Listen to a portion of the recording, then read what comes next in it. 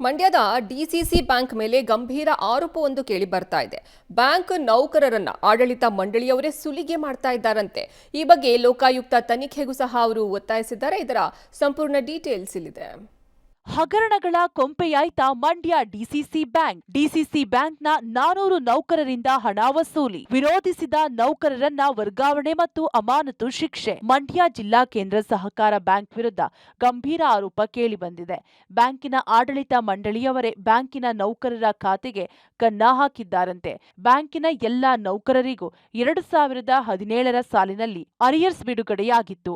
ಆ ಹಣದ ಮೇಲೆ ವಕ್ರದೃಷ್ಟಿ ಬಿಟ್ಟ ಆಡಳಿತ ಮಂಡಳಿ ಪ್ರತಿ ನೌಕರರ 9 ತಿಂಗಳ ಹಣವನ್ನ ಲಂಚವಾಗಿ ವಸೂಲಿ ಮಾಡಿದ್ದಾರಂತೆ.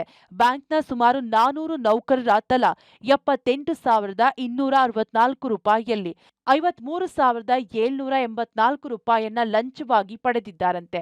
ಅದು ಪ್ರತಿ ನೌಕರನ ಖಾತೆಗೆ ಡೆಪಾಸಿಟ್ ಆದ ದಿನವೇ ಸೆಲ್ಫ್ ಡ್ರಾ ಮೂಲಕ ಹಣ ಸಂಗ್ರಹಿಸಲಾಗಿದೆ. ಇನ್ನು ಆಡಳಿತ ಮಂಡಳಿಯವರ ನಡೆಗೆ ಆರಂಭದಲ್ಲಿ ಹಲವು ನೌಕರರು ವಿರೋಧ ವ್ಯಕ್ತಪಡಿಸಿದ್ದಾರೆ. ಹೀಗೆ ವಿರೋಧ ವ್ಯಕ್ತಪಡಿಸುವ ನೌಕರರನ್ನ ದೂರಕ್ಕೆ ವರ್ಗಾವಣೆ ಮಾಡೋದಾಗಿ ಅಥವಾ ಇಲ್ಲಸಲ್ಲದ ಆರೋಪ ಹೊರಿಸಿ ಅಮಾನತು ಶಿಕ್ಷೆ ನೀಡ್ತಾರಂತೆ. ಇದ್ಯಾವುದಕ್ಕೂ ಬಗ್ಗದ ಇಬ್ಬರು ನೌಕರರನ್ನ ಆಡಳಿತ ಮಂಡಳಿ ಅಮಾನತು ಮಾಡಿದೆಯಂತೆ. ಈ ಎಲ್ಲಾ ಬೆದರಿಕೆಯಿಂದ ಮನನೊಂದ ನೌಕರರು ವಿಧಿ ಇಲ್ಲದೆ ಆಡಳಿತ ಮಂಡಳಿಯವರಿಗೆ ಲಂಚ ಕೊಟ್ಟು ತಮ್ಮ ಸ್ಥಾನ ಉಳಿಸಿಕೊಂಡಿದ್ದಾರೆ. ನೌಕರರಿಂದ ಹಣ ವಸೂಲಿಗೆ ಅಂತ ತಾಲೂಕಿಗೆ ಇಬ್ಬರನ್ನ ನೇಮಿಸಲಾಗಿತ್ತು. ಕೆ ಶಂಕರ್ ಎಂಬಾತ ಹಣ ಸಂಗ್ರಹಿಸ್ತಾ ಇದ್ದು 2024ರ ಮೇ 16ರಂದು ಅಮರಾವತಿ ಹೋಟೆಲ್ನಲ್ಲಿ ಆಡಳಿತ ಮಂಡಳಿಯವರಿಗೆ ಹಸ್ತಾಂತರ ಮಾಡಿದ್ದಾನೆ. ಯಾವುದೂ ಆಗದೆ ಇದ್ದಾಗ ಇಬ್ರು ಸಸ್ಪೆಂಡ್ ಮಾಡಿದ್ದಾರೆ. ಸೊ ಇವೆಲ್ಲದನ್ನು ಮಾಡಿಕೊಂಡು ಕೂತಿರುವಂತ ಸಂದರ್ಭ ಬಂದಾಗ ಸರ್ಕಾರದವ್ರಿಗೆ ಇದು ಸುಳ್ಳಾದ್ರೆ ನಾನು ಪನಿಷ್ಮೆಂಟ್ ಅನ್ನ ಅನುಭವಿಸೋದಕ್ಕೆ ರೆಡಿ ಇದ್ದೀನಿ, ಇದು ಇಲ್ಲ ಅನ್ನೋದಾದ್ರೆ ನೀವು ಉಸ್ತುವಾರಿ ಹೊತ್ಕೊಂಡಿರುವಂತವ್ರು ಆಡಳಿತ ಮಂಡಳಿನ ಸೂಪರ್ಸೀಡ್ ಮಾಡಬೇಕು, ಸೂಪರ್ಸೀಡ್ ಮಾಡಿ ಎಂಕ್ವೈರಿ ಮಾಡಬೇಕು. ಇಷ್ಟು ನೌಕರರ ಹತ್ರ ಇವ್ರು ದುಡ್ಡು ಕಲೆಕ್ಟ್ ಮಾಡಿದಾರಾ ಇಲ್ವಾ ಅಂತ 1 to 1 ಇವ್ರು ಕರೆದ್ಬಿಟ್ಟು ಇವ್ರು ಎಂಕ್ವೈರಿ ಕಂಡಕ್ಟ್ ಮಾಡಲಿ. ನಾವು ಹೇಳೋದನ್ನು ಬಿಟ್ಬಿಡಿ, ಎಂಪ್ಲಾಯೀಸನ್ನೇ ಒಂದು ತನಿಖೆ ಮಾಡಿಸಿ ಅದನ್ನು ನೀವು ಎಂಕ್ವೈರಿ ಮಾಡಿಸ್ಬಿಟ್ಟು ತಪ್ಪು ಅಂತ ರುಜುವಾತಾದರೆ ಸಂಬಂಧಪಟ್ಟವ್ರನ್ನ ಜೈಲ್ಗೆ ಹಾಕಬೇಕು.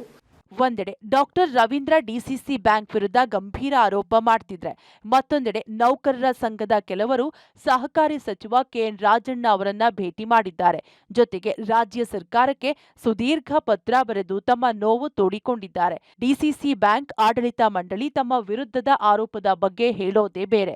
ಅವರು ಮಾಡಿರುವ ಆರೋಪ ಸಾಬೀತು ಮಾಡಿದ್ರೆ ರಾಜೀನಾಮೆ ಕೊಡೋಕು ರೆಡಿ ಅಂತ ಡಿಸಿಸಿ ಬ್ಯಾಂಕ್ ಅಧ್ಯಕ್ಷ ಜೋಗಿಗೌಡ ತಿರುಗೇಟು ನೀಡಿದ್ರು.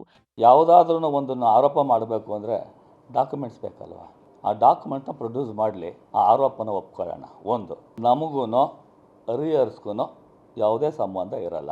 ಬ್ಯಾಂಕಲ್ಲಿ ಬೋನಸ್ ಕೊಡೋವಂಥದ್ದು, ಅರಿಯರ್ಸ್ ಕೊಡೋದು ಸಾಮಾನ್ಯ. ಅವ್ರ ಪಾರ್ಟಿ ಏನಿರುತ್ತೆ ಅದನ್ನು ಅವತ್ತು ಕೊಟ್ಟಿರ್ತೀವಿ. ಅಷ್ಟು ಬಿಟ್ಟರೆ ನಮಗೆ ಅವರು ನಾವು ತಗೊಂಡ್ರಾ ಬಿಟ್ರಾ ಅನ್ನೋಂಥ ಪ್ರಶ್ನೆ ಉದ್ಭವನೇ ಆಗಲ್ಲ. ಅದೇನೇ ಇರಲಿ, ಆರೋಪದ ಬಗ್ಗೆ ತನಿಖೆ ಆಗಬೇಕಿದೆ, ಸತ್ಯಾಸತ್ಯತೆ ಹೊರತರಬೇಕಿದೆ. Rohit Devarahalli, public TV, Mandya.